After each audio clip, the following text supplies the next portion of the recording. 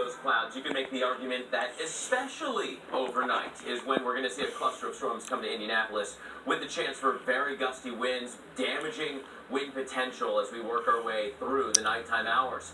There's kind of a two-pronged attack getting ready across the Midwest today. First, an isolated tornado threat, then a pronounced gusty wind threat later today, lasting into the nighttime hours.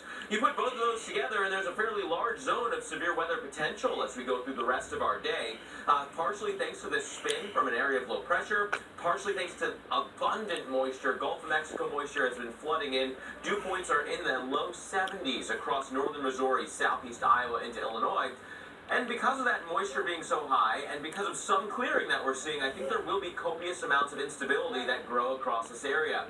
Maybe most importantly for the early storms, thanks to this low approaching and that warm front that is stretching through the area, there will be some built-in spin, both along this warm front that continues to move towards the north and east, and also because of the winds that are kind of backing their way in towards our area of low pressure, which is centered up here now. You go up about 5,000 feet or so, and suddenly you have very different wind directions with height, right? Look at that cross that we're seeing from eastern Iowa into Illinois. For me. Also near our warm front, there's a pretty good wind direction change with height. That is going to continue to allow for rotating supercell thunderstorms early on in the forecast period here. So basically late afternoon, early evening, that's when we have that tornado chance. And it's about a 30 to 40% chance of a tornado in any 50-mile radius from eastern Iowa all the way into the Ohio Valley.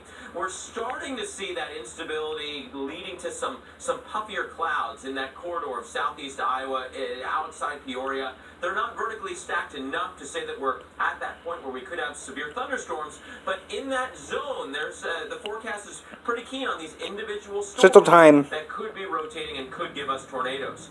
Then later, we get a big cluster of storms, and straight-line winds will turn into the big damage, as well as a chance for flooding rains, because it will be repeated storms in many of the same areas again and again and again. So late this evening, look at what happens. We get this cluster of storms that starts barreling its way through, very organized, through Indianapolis, maybe through Cleveland to Columbus by morning. Chris, that is a classic signature for a straight-line wind event that could continue well through the overnight hours and honestly lead to tomorrow's severe weather threat for I-95. Yeah, a lot going on over the next couple of days. Yep. Of course, we'll be here tracking it. Part of that is taking you minute by minute. Chicago, Detroit. Some of the cities in the Midwest that are going to be dealing with some of the storms that are watching high clouds and low clouds.